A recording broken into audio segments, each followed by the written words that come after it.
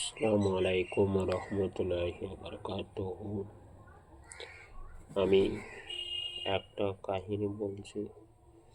কেমন আছেন সবাই? আশা করি সবাই ভালো আছেন। আমার কাহিনীটা যদি ভালো লাগে লাইক শেয়ার বেশি বেশি করে করবেন।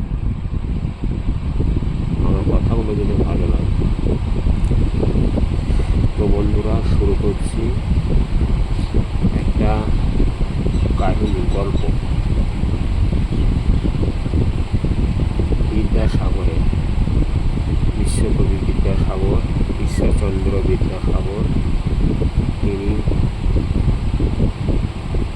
বীরসিংহ গ্রামে জন্মগ্রহণ করেন। তিনার মাতার নাম ভগবতী দেবী, পিতার নাম ঠাকুরদাস বন্দ্যোপাধ্যায়।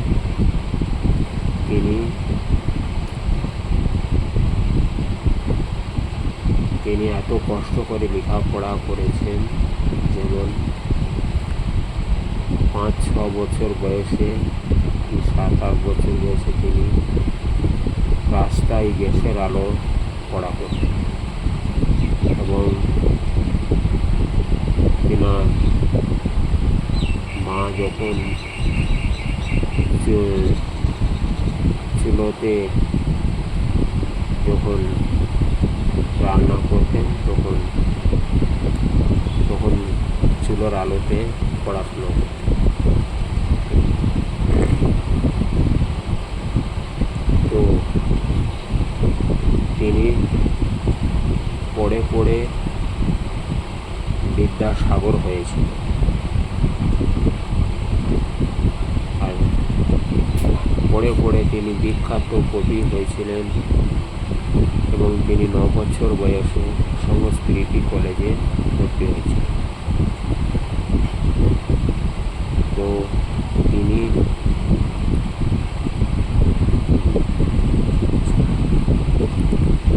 তিনার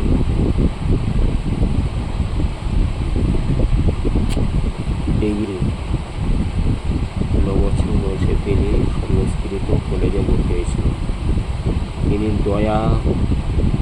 তিনি দয়া করে মানুষের কাছে দয়া মায়া করে তিনি দয়ার সাগর হয়েছিলেন। একজন পথিক রাস্তায় পড়ে আছে, কুষ্ঠ রোগ হয়েছে, তাকে কেউ ছোঁয়াচ্ছে না।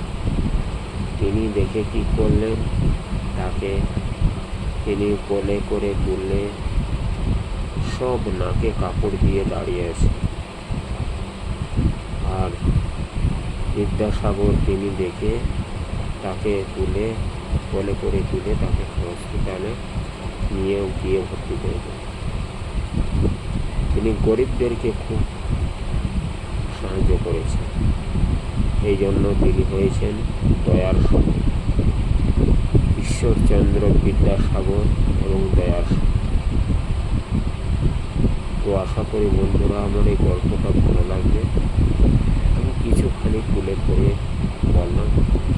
যদি ভালো লাগে লাইক শেয়ার বেশি বেশি করে করবেন। আর ভালো লাগলে